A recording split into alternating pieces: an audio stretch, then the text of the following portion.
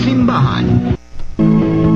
Ave Maria! Rocho Plena! Isang mapagpalang araw po ng linggo, mga kapanalig. Ang dalangin nating sumapit sa lahat.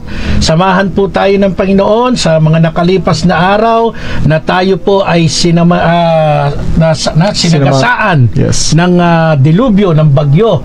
At sa oras na ito, tayo po ay tumutok, mag-aral at magtanggol ng ating pananampalatayang Katoliko. Ako po si Brother Marco C. Evangelista. The truth has set me free, brother. Ako po si Brother Albert Gales from the Roman Catholic Diocese of Imus. Amen. Purihin ng Panginoon. At yun nga sabi ko, yung dilubyo ng bagyo nung nakaraang araw, no?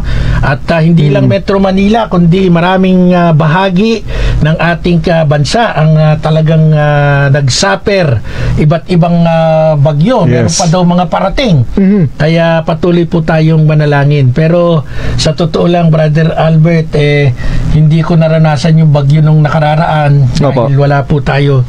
At patuloy naman tayong nagdadasal para. Nakita ko yung post mo na lubog na lubog. Ayo po, gabinte ang inabot sa akin. Yung mismong harap ng bahay niya yan. Opo. Hindi naglimas ka ng tubig, hindi naman. Hindi naman, sawa ng Diyos. Ako, yung bahay ko, tsak, kung nandito ako, maglilimas ako. Opo. ng baha. Opo. Yan, mga, pare-pareho naman tayo ng ng pinagdadaanan pagka ganyang magbagyo, no? Yes. Kaya nagtataka tayo, bakit tawag dito, nasa na yung bilyon-bilyon nga daw na halaga ng flood control fund, no? Na dapat ay hindi na nararanasan ng ating bansa, no? So mga kapanalig, ipagdasal natin ang ating bayan, no? At nabanggit ko yung dilubyo, yung ang daming naghihirap ngayon, ang daming mga nasalantangan ng baha, ng bagyo. Abay, may isang taong ipagpapasalamatan natin. Wow! Kasi gumawa siya ng sabihin na nating taktika para makalikom siya ng pera upang i-donate sa mga biktima ng typhoon, no, ng mga pagbaha. Yes. At itong taong ito ay itinuturing natin, sinasaluduhan natin, snappy salute, a real gentleman and officer of the law.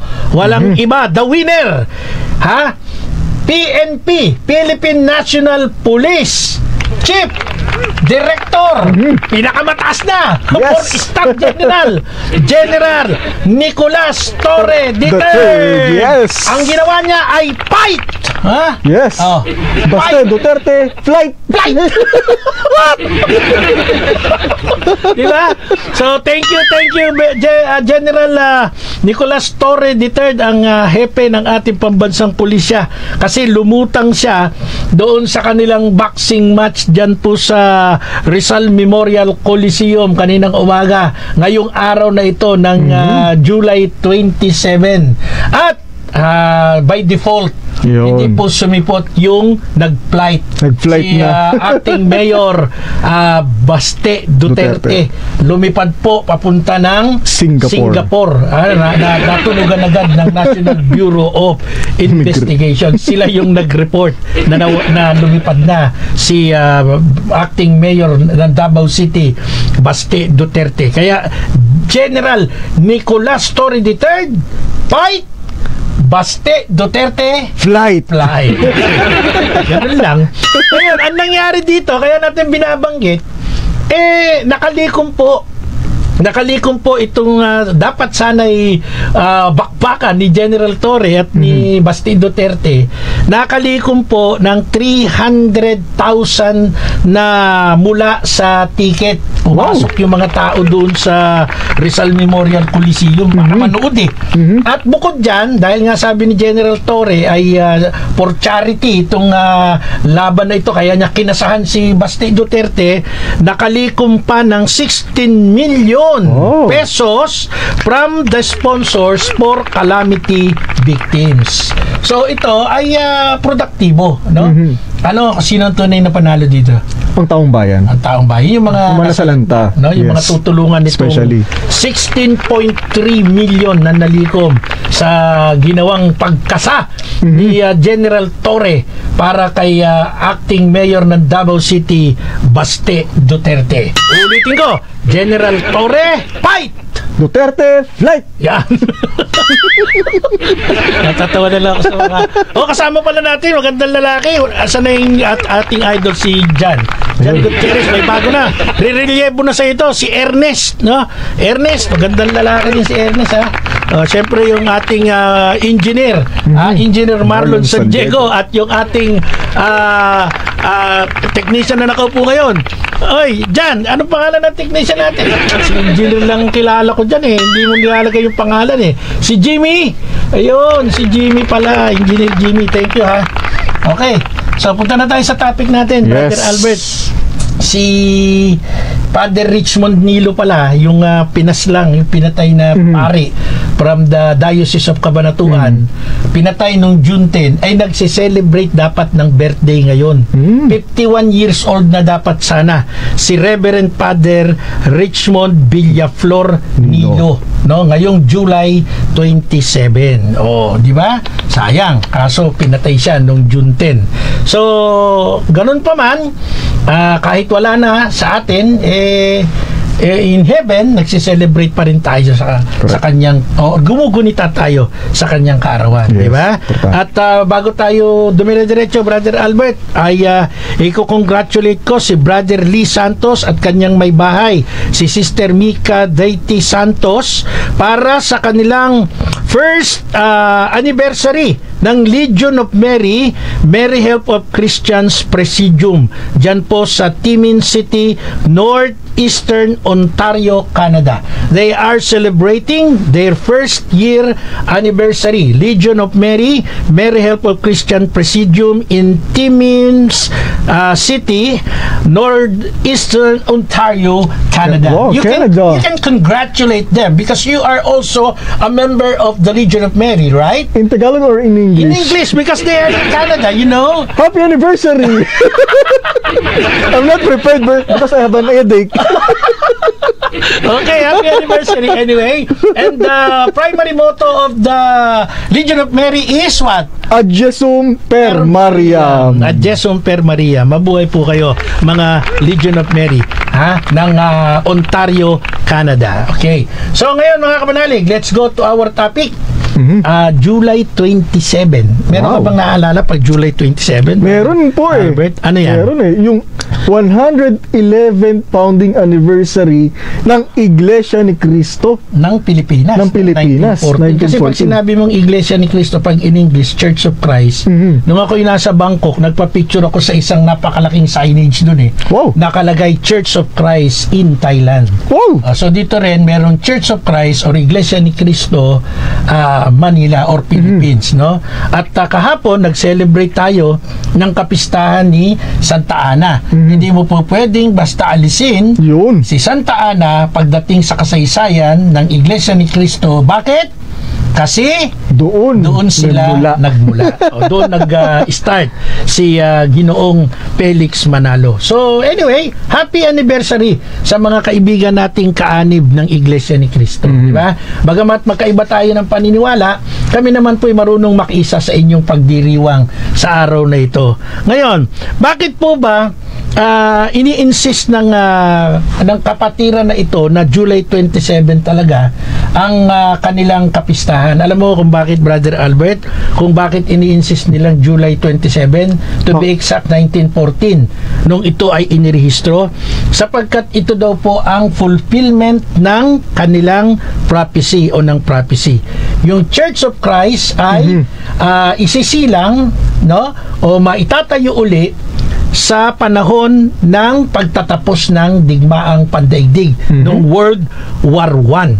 Kaya ang Iglesia ni Cristo, pag pinag-usapan ng history nila, ay talagang mag-i-insist na July 27 ang kanilang takdang araw ng pagkakarehistro. Pero alam mo ba na mayroong diferensya ang mga oras at mga panahon? Halimbawa, galing kami ng Vietnam, no?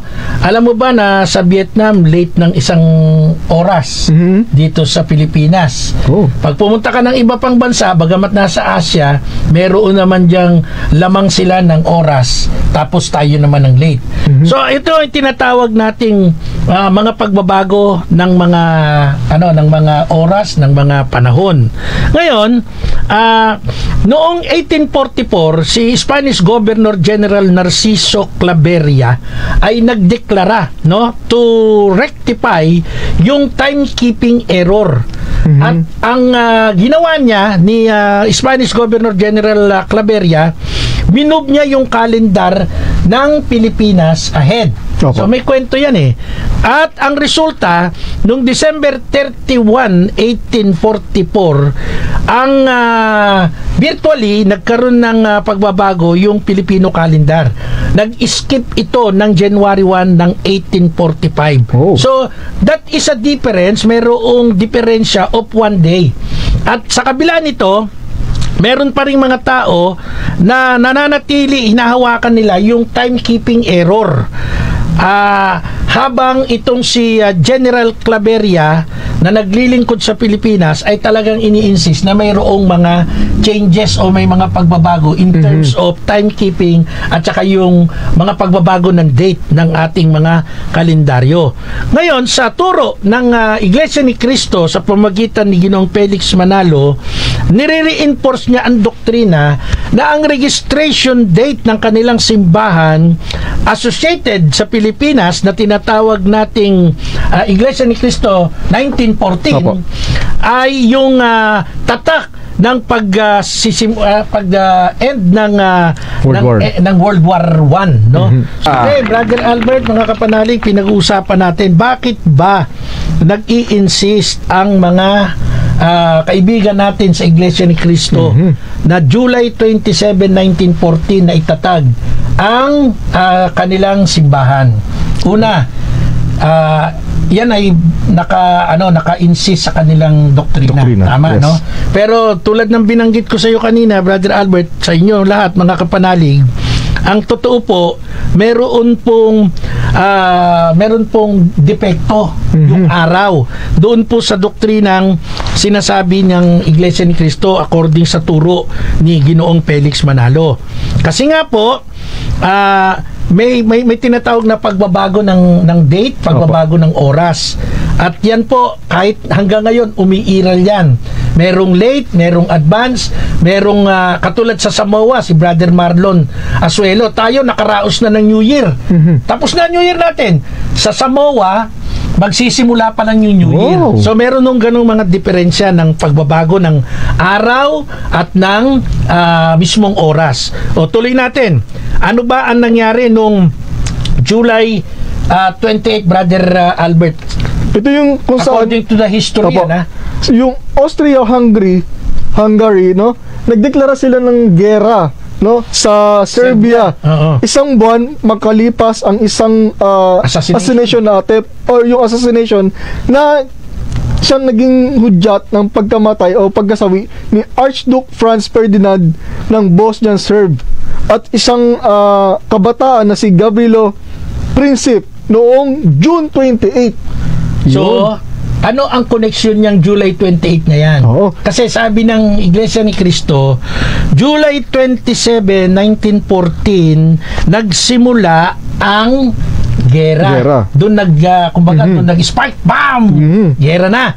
Pero ang totoo po, sabi ni Brother Albert, batay sa kasaysayan, July 28, yung Australia-Hungary nag-declare ng gera isang buwan pagkatapos na patayin, i-assassinate si Archduke Franz Ferdinand. Pinatay siya ng Bosnian Serb youth na si Gavrilo Princip noong June 28. So, June 28 pinatay itong si Archduke Franz Ferdinand ng Bosnian Serb youth na si Gavrilo Princip.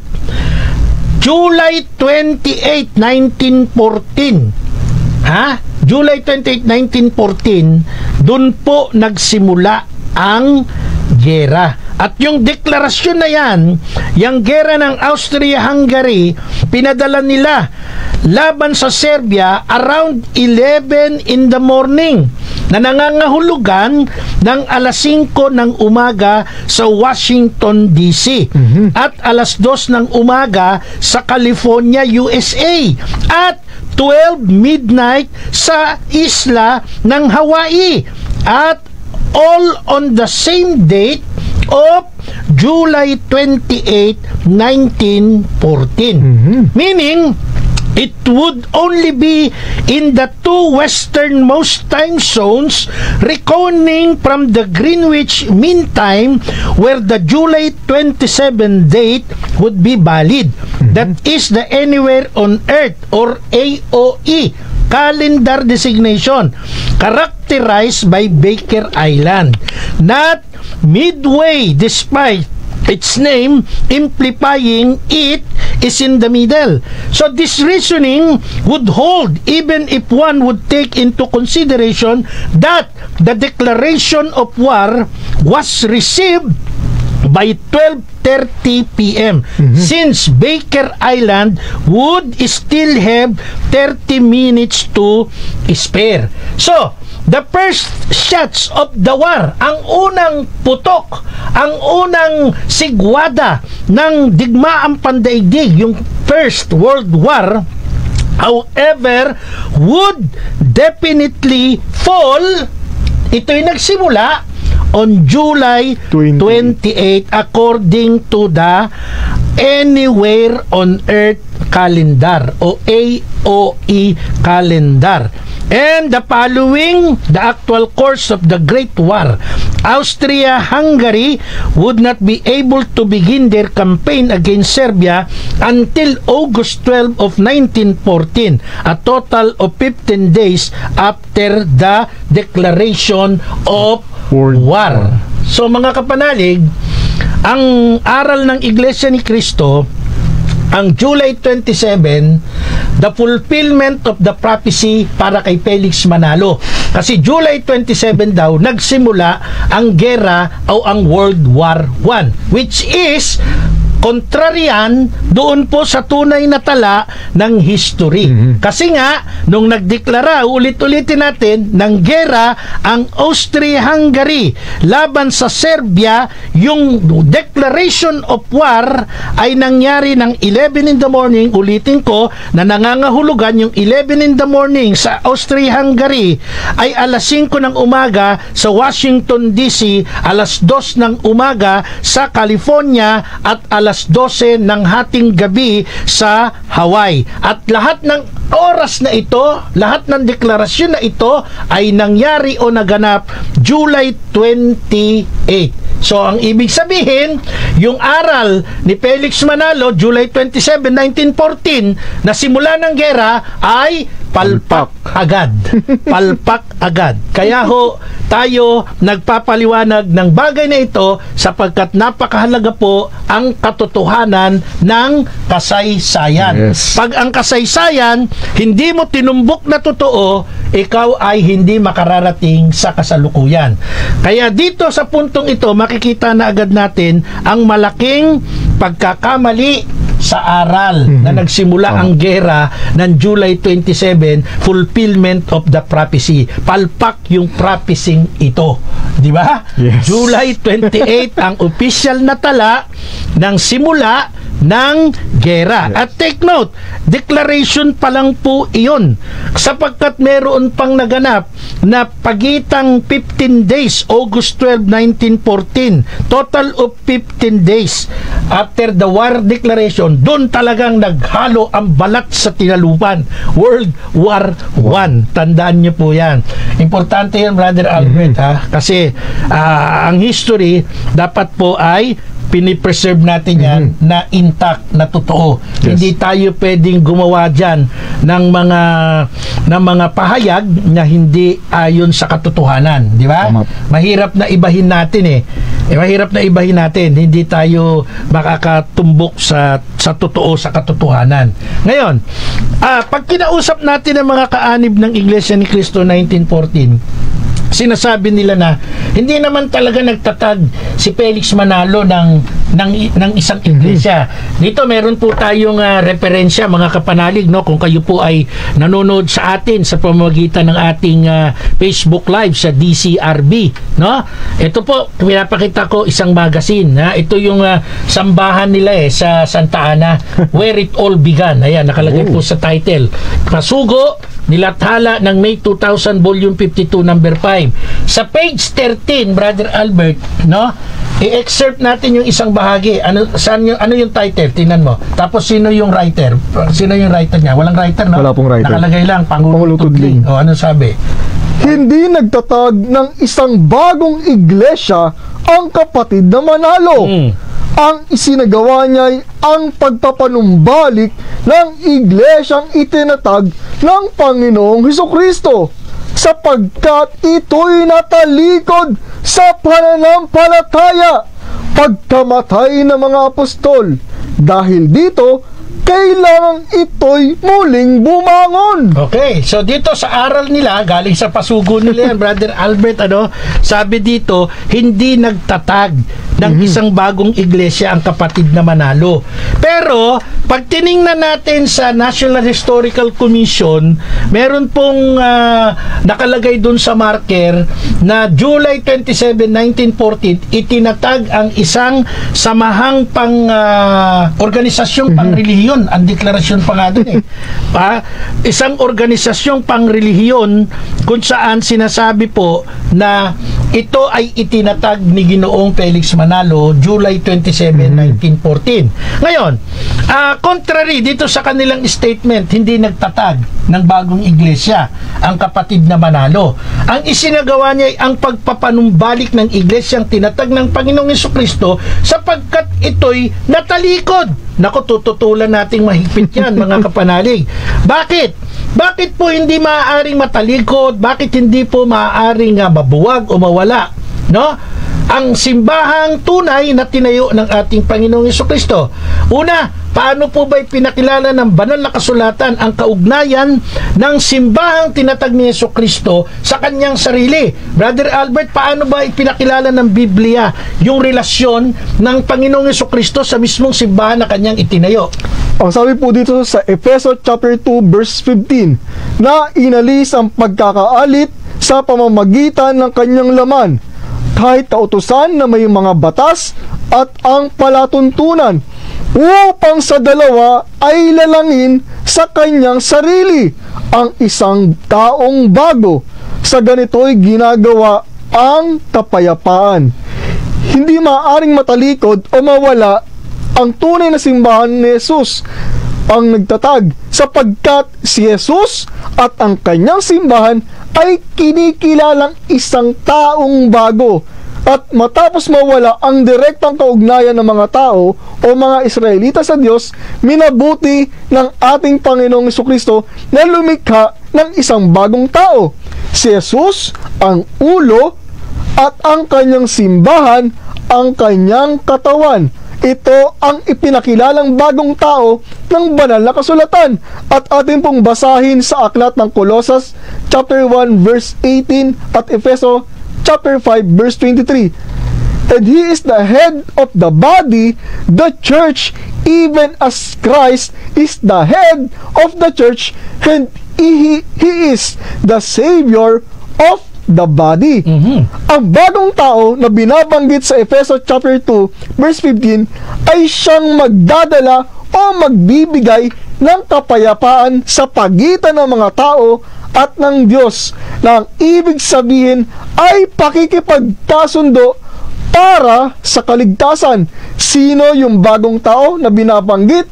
Ang bagong tao ay si Jesus na ating Panginoon at ang kanyang simbahan.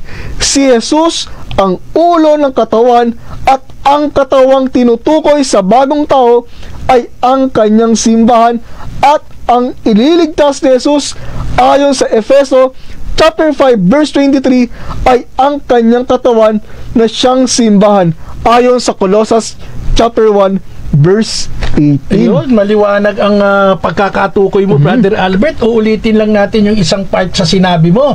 Ang Panginoong Jesucristo ang ulo at ang katawan ay ang simbahan. Ngayon, kung ang ulo nandiyan dyan, pumihit yung katawan, tumalikod, pwede mangyari yun?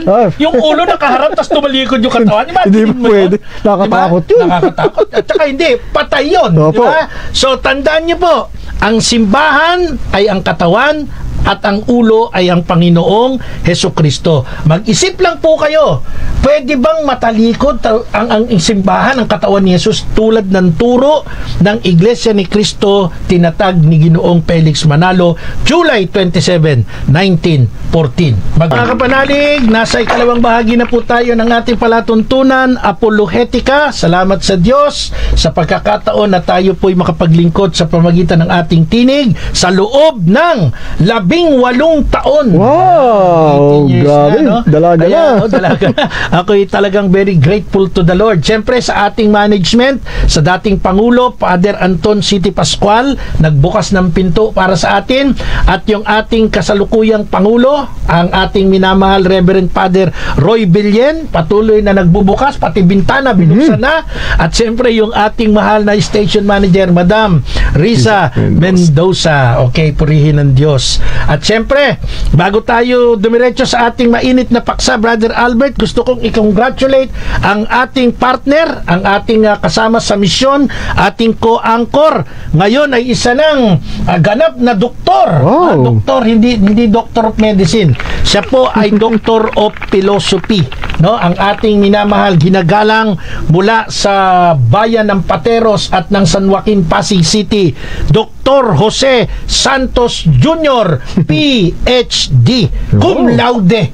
Yan, congratulations, to God be the glory. Ang ating minamahal, ating ikinararangal at ating mahal na buddy, partner in mission, hindi na brother, Dr. Jose Santos Jr., PhD. Yan. Katatapos lang ng graduation niya nung nakaraang araw. At ang Pet Malua, cum laude. Yeah, cum laude. Hindi to just. Hindi siya basta-basta. Sa Tagalog, ano yun? Basta-basta. Saludo tayo. Big salute kay Brother Jose, Dr. Jose Santos Jr., PhD. Okay? So, puntahan uli natin yung ating pinag-uusapan, mga kapanalig. July 27 po ngayon. Makasaysayan sa Pilipinas kasi meron pong lumutang na isang sabi nga ng National Historical Commission sa marker nila, isang organisasyon na pangrelihiyon. Yun ang declaration, ha. Yan kunin nyo sa marker. Ako sinasabi ko lang yun nakalagay sa marker. Binasa ni Brother Albert ang ating Panginoong Jesucristo ang ulo ng kanyang simbahan at ang kanyang katawan ang simbahan, di ba? So ulitin ko yung tanong kasi dito sa pasugo na inilathala ng May 2000, sabi dito sa page 13, Pangulong Tudling, i-excerpt lang natin to, hindi nagtatag ng bagong iglesia ang kapatid na Manalo. Ang isinagawa niya ay ang pagpapanumbalik ng iglesyang tinatag ng Panginoong Jesucristo sapagkat ito'y natalikod sa pananampalataya pagkamatay ng mga apostol. Dahil dito, kailangang ito'y muling bumangon. So, lugmok, bumangon, natalikod. Yan ang description di ba? Pero, mga kapanalig, maaari po bang matalikod? Maaari po bang malugmok? Ang tunay na simbahang si Jesus mismo ang nagtatag. Kung babasahin po natin, ito kinuha natin sa New Testament Pinoy version Efeso 5:25. Mga mister, mahalin ninyo ang mga misis nyo gaya ng pagmamahal ni Christ sa church. Ibinigay niya ang buhay niya para dito. So mga kapanalig, buhay ang naging puhunan ng Panginoong Jesucristo para po sa simbahang kanyang itinatag. Meaning to say, hindi niya pababayaan, hindi niya hahayaang mabuwag o mawala ito. Hindi niya papayagan, papaintulutang matalikod ito. Kapag sinabi pong nabuwag, nawala o natalikod ang simbahang tinatag ng Panginoong Yesus, mangangahulugan po na mahina. Mahina yung ginawang pundasyon ni Jesus sa tinayuan ng kanyang simbahan. Ano po ba ang pangako ng ating Panginoong Jesucristo sa kanyang katawan na walang iba kundi ang kanyang simbahan? Pakibasa, Brother Albert, John chapter 10 verse 28. Ano sabi? At sila'y binibigyan ko ng walang hanggang buhay, at kailanmay hindi sila malilipol at hindi aagawin ng sino man sa aking kamay. Tandaan po natin mga kapanalig, ang tunay na simbahan, ang pinangakuan ng buhay na walang hanggan. Ang simbahang hindi papayagan ni Jesus na malipol o maagaw ni numan, maging si Satanas o mga kampo ni Satanas na nagtayo ng mga kulto. At ano ang patunay na tinutupad ng ating Panginoong Jesucristo ang kanyang pangako sa tunay na simbahang siya mismo ang nagtayo. Basahin po natin ang Mateo chapter 28 verse 20, Pinoy version. Turuan nyo silang sundin ang lahat ng inuutos ko sa inyo. Tandaan ninyo, kasama nyo ako palagi hanggang sa katapusan ng panahon. At tandaan po natin mga kapanalig, napakalinaw na tayo ay kasama ng ating Panginoong Jesucristo, ang kanyang simbahan. Tayo po. At walang mababasa sa Biblia na kailanman ay iiwan ng ating Panginoong Jesucristo ang kanyang simbahan. Hindi maaaring paghiwalayin si Jesus at ang kanyang simbahan, sapagkat ang simbahan ay katawan ni Jesus. Ang simbahang Katolika, ang tunay na simbahan ni Jesus na nananatili mula pa noon unang siglo. Ang simbahang ito ang kasama ni Jesus hanggang sa katapusan ng panahon. Hanggang katapusan ng panahon. Tanong ko sa iyo, Brother Albert, natapos na ba yung panahon? Hindi natapos pa. Na ba? Hindi pa po. Bukod dyan sa binabanggit mo, ang liwanag ng sinabi, di ba? Opo. Sabi ng ating Panginoong Jesucristo, kasama niyo ako hanggang sa katapusan ng panahon. Pangalawa, dun sa John 10:28, sabi niya, kailanman hindi ito malilipol, hindi aagawin ng sino man sa aking kamay. So meaning to say, yung aral na ito sa pasugo ay contradicted dito po sa sinasabi ng Biblia. Kasi ang Panginoong Jesucristo maliwanag na nangako eh. Ito pa, petmalong pangako niya. Pag tiningnan po natin ang banal na kasulatan sa John chapter 14, di ba? Opo. Verse 26, ang sabi po dito, ngunit ang patnubay, ang Espiritu Santo na susuguin ng Ama sa pangalan ko, ang siyang magtuturo sa inyo ng lahat ng bagay at magpapaalala ng lahat ng sinabi ko sa inyo. O, babalikan ko itong pasugo. Anong sabi dito sa pasugo?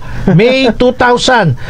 Ang iglesyang tinatag ng Panginoong Jesucristo ay natalikod sa pananampalataya pagkamatay ng mga apostol. Teka lang. Ang sabi ng Bible, si Jesus mismo ang nagbilin, sa inyo ang patnubay, ang Espiritu Santo na susuguin ng Ama sa pangalan ko, na siyang magtuturo sa inyo ng lahat ng bagay at magpapaalala ng lahat ng sinabi ko sa inyo. Paano mangyayari na after the apostles ay matatalikod, mamamali ng aral ang simbahang tinayo ni Jesus? Guided ito ng Holy Spirit, ang patnubay, the Paraclete, mga kapanalig. O isa pang bahagi sa John chapter 15 verse 26, anong sabi ng banal na kasulatan, Brother Albert, ayon sa pangako ng Panginoong Jesucristo? Ngunit ang patnubay, ang Espiritu ng katotohanan, ang paparito mula sa Ama.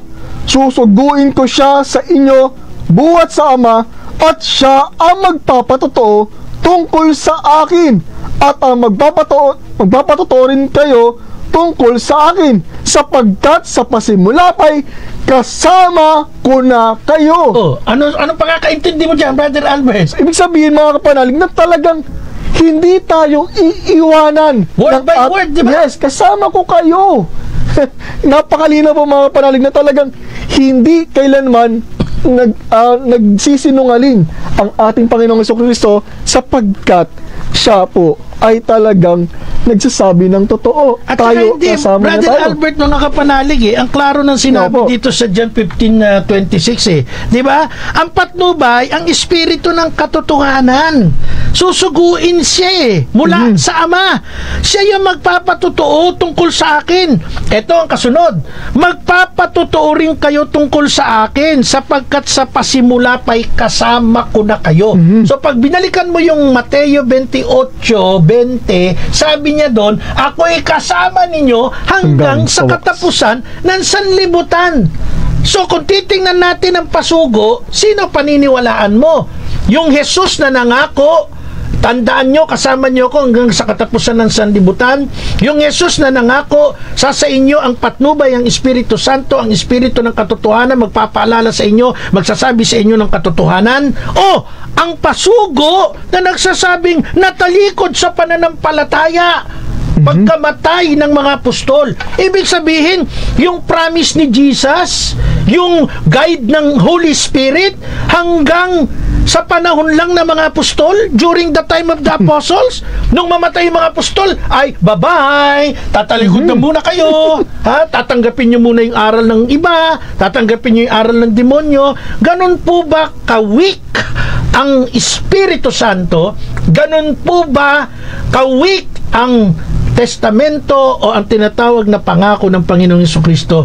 Kasama niyo ako hanggang sa katapusan ng sanlibutan. At maliwanag sa John 10:28, ang sabi niya, hindi sila malilipol, hindi sila aagawin ng sino man sa aking kamay. Brother Albert, Opo. sino paniniwalaan mo ngayon? Bible?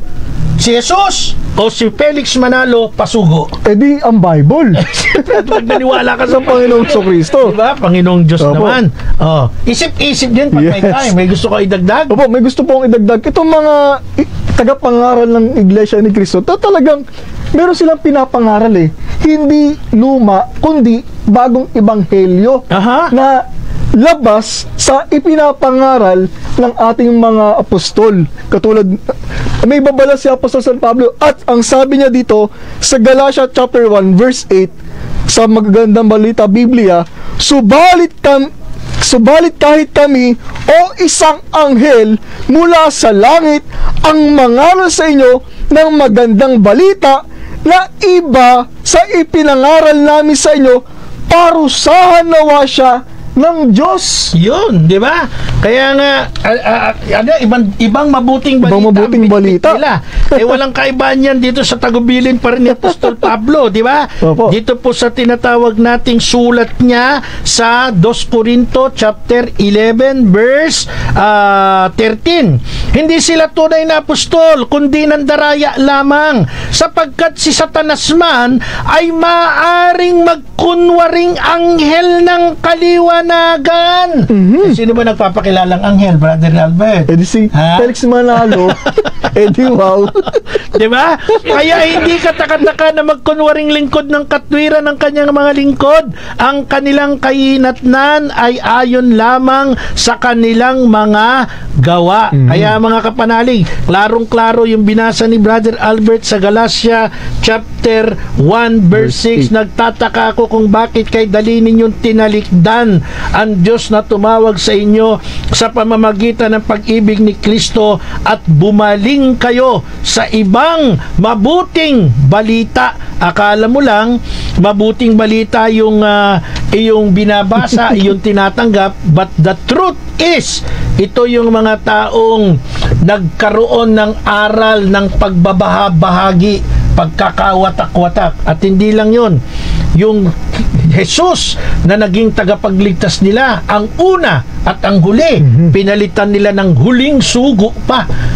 Si Alpha at ang Omega, ang Panginoong Jesucristo, ang una at ang huli, pinalitan pa, may replacement pa, may huling sugo pa mula sa Pilipinas, si Ginoong Felix Manalo. At papag-aralan pa natin, ano bang karakteristik, ano bang background nitong si Ginoong Felix Manalo. So, mga kapanalig, bakit natin ito tinatalakay today? Sapagkat ngayon po ay ika-111 taon ng pagkakatatag ng Iglesia ni Cristo 1914. Magpanalig, nasa uling bahagi na po tayo ng ating programa. Shout out sa kapanalig natin, nandyan din sa Canada, Brother Rickson Santander, Ave Maria. Siyempre si Brother Badis, nakikinig sa atin. Shout out kay Rian Juanillo Paraon. Mabuhay po tayo, mabuhay po kayo. Brother Michael Puno, ayan, kung tatanggapin ang aral ni Manalo, ibig sabihin ang Panginoon ay nagtayo ng bahay bahay na dayami sa buhanginan. Ayan. Sabi ni Kapanalig, Crisanto si Pamut, no? Ang sabi mo, ang simbahan ay ang katawan natin. Ano po ang pagkaintindi nyo sa nakasulat sa 1 Timothy 3:15? Di ba? Ang sabi nga, hindi ako ang nagsabi na ang simbahan ng katawan. Ang nagsabi niya ng Panginoong Jesucristo, nasa aklat po ng Epeso, basahin nyo, no? Yung 1 Timothy 3:15, at titingnan natin yung tanong dito ng ating listener, no? Sa 1 Timothy 3:15. Ayan, babasahin ko para mas maintindihan natin. Upang hindi man ako makarating agad, malaman mo rin ang dapat ugaliin sa sambayan ng buhay na Diyos sa iglesia na siyang haligi at saligan ng katotohanan. O, wala akong contradiction doon. No? Walang contradiction po doon sa Epeso na ang katawan ng Panginoon ay talaga namang magiging haligi at magiging saligan ng katotohanan. So, walang question doon, mga kaibigan. Brother Crisanto si Pamut, yan ang kanyang pangalan, no? Okay. Ulitin ko, sinabi uli ni Brother Michael Puno, mostly Bulaan, sinasabing natalikod ang iglesia, kasama na ang INC, ang EGW. Ano yung EGW? Ellen Goldwhite. Ellen Goldwhite, si Kuy Buloy, marami sila. Tapos sila ang nagtatag muli, sasabihin nila mas mahusay pa sila kay Kristo at sa Espiritu Santo. Yun nga po malungkot nun eh, di ba? Banggain muna nila yung pangako ng Panginoon, kasama niyo ako hanggang sa katapusan ng sanlibutan bago tayo maniwala na talikod na wala. Yes. Banggain muna nila na naging palpak yung pagkakasugo ng Ama sa Espiritu ng katotohanan, ang patnubay na siyang magtuturo at magpapaalala sa lahat ng katotohanan ng tinuro ni Jesus. Yun ang ibig kong ipunto.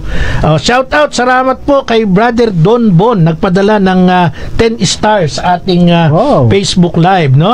Ave Maria, Gracia Plena, shout out sa mga kapwa ko katikista watching from Bayawan City, Negros Oriental, Santo Tomas de Villanueva Parish, Prodeo et Ecclesia, sabi ng ating kapanalig, no? So, ulitin natin, si Felix Manalo, merong pasugo ang kanilang simbahan. Sa kanilang pasugo, ang sabi dito, hindi siya nagtatag ng bagong iglesia. Kasi daw, ang ginawa nitong si Felix Manalo ay ibinangon lamang, muling ibinangon. Pag sinabing muling ibinangon, kumbaga sa boxing, nakalugmok, ibinangon mo eh, di ba? Natalikod eh, ibig sabihin nawala. Lahat po yan kasinungalingan. Kasi nga po, pag naniwala tayo doon, magiging contradicted ito doon sa pangako ng Panginoong Hesukristo. Ngayon, pag-usapan natin yung Felix Manalo na nagbangon nang sabi niya iglesia ng Panginoong Jesucristong nawala, natalikod. Hindi po lingid sa kaalaman nating lahat.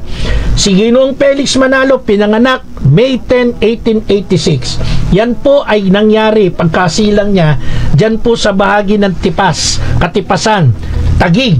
Dati Tagiig dati. Okay. Ngayon, yung INC, yung kanyang simbahan, ipinarehistro niya ng July 27, 1914. At ang claim, doon daw nagsimula yung gera. Opo. Pero sa history, palpak, 28 ng July 1914 nagsimula ang gera. Ha? Tandaan niyo po yan. Kahit tingnan niyo yan kung saan mang meron kayong pwedeng encyclopedia o Google. Dati uso sa amin encyclopedia eh. Opo. Ngayon, nung ipinarehistro niya ito, si Felix Manalo ay member pa po ng isang simbahang protestante. At hindi lang member, naging member pa siya ng iba't ibang simbahang protestante, Metodista, Presbyteriana, Mission Kristiyana.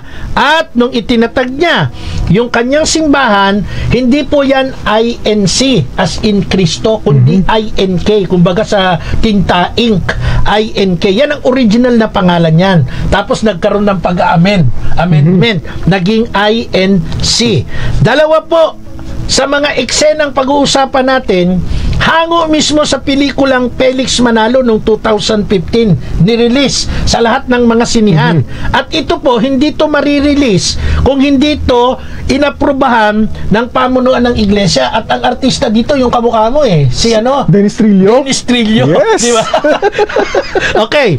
Ngayon, pag-aralan natin yung kwento tungkol kay Ginoong Felix Manalo. Ano ang una, brother? Yung unang naganap po dito, yung pagpapatong ng kamay or yung laying hands kay Felix Manalo ng mga protestanting pastor at obispo. At take note, mga kapanalig. Ano ite-take note ko? Nagganap po ito during Christmas Day. Ha? Kailan yun?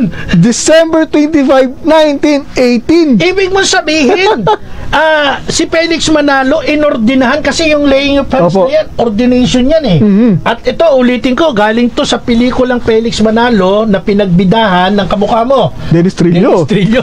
O sige, December 25, 1918. Anong ginawa? Nagpa-ordina si Felix Manalo. O ano pa nangyari? Kasabay po ng pagdiriwang ng ikalamang taong buhay ng Iglesia ni Cristo, bagamat hindi ito yung petsa, no, ng pagkakarehistro ng INC. At dito ang opisyal na kinilalan ng samahan ng mga evangelical na simbahan, ang Iglesia ni Cristo, at formal na inordinahan si Manalo bilang pastor ng nasabing iglesia. So, December 25 of 1918, formally, si Ginoong Felix Manalo, sa pamamagitan ng ebanghelikong simbahan or evangelical churches, ang Iglesia ni Cristo na kanyang pinamumulaan ay formal na siyang inordinahan bilang pastor.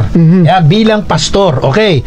At kabilang po sa nag-ordain kay Felix Manalo o nagpatong ng kamay, number 1, si Alejandro Reyes, ang obispo at general superintendent ng Iglesia Evangelica Metodista en Las Islas Pilipinas o ang tinatawag na IMLF. IMLF. Tama ba ako sa pag-pronounce? IMELIF. EMILIF. Bahala kayo dyan. So, sino yung sumunod? Sumunod po si Victoriano Mariano. Siya po ang obispo rin at sumunod na general superintendent ng AMLF kay Reyes. At sumunod siya yung kumbaga next in rank kay Reyes. At sumunod naman po si Gil Domingo, pastor ng Presbyterian Church na itinatag ang Iglesia de los Cristianos Filipinos. At sumunod naman po si Guillermo Zarco, pastor ng Presbyterian Church din, no? At Emiliano Quijano, pastor ng Christian and Missionary Alliance, na bago ito ay talagang nagkasal. Sila po yung nagkasal kay Manalo at ang sa kanyang asawa. Ibig mo sabihin si Emiliano Quijano yung nagkasal kay Felix Manalo at sa kanyang asawa. At si Quijano rin ang nagbigay ng sermon tungkol sa pagpapasalamat sa nasabing pagtitipon. Alam mo, merong aral si Felix Manalo eh. Ang lahat daw ng mga pari at lahat ng mga pastor ay mga ministro sugo ni Satanas. Ito po aral po ito ni Felix Manalo.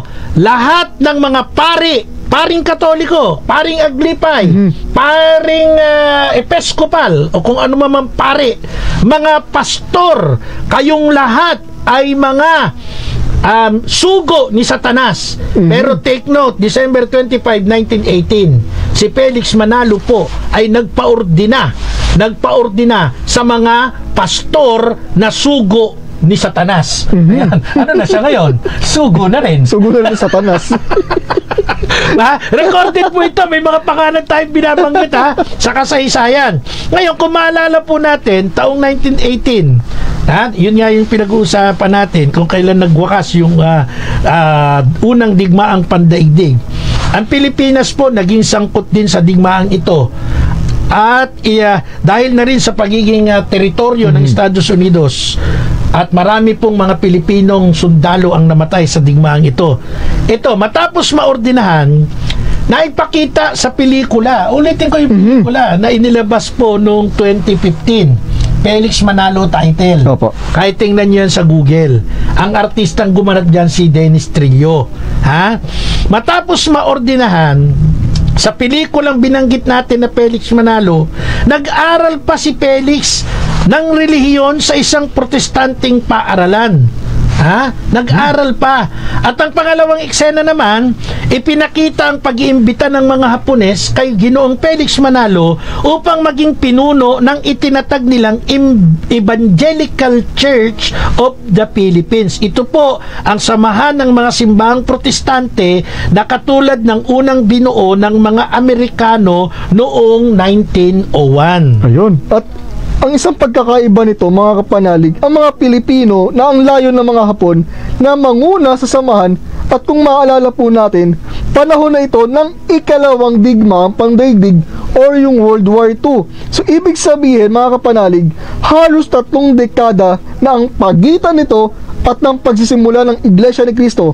Bagamat hindi mayorya ang mga Kristiyano sa Japan noon, marahil ay pagkilala nila ito sa kahalagahan ng reliyon at pananampalataya sa lipunang Pilipino. Oo, at alam mo ba, noong April 5 ng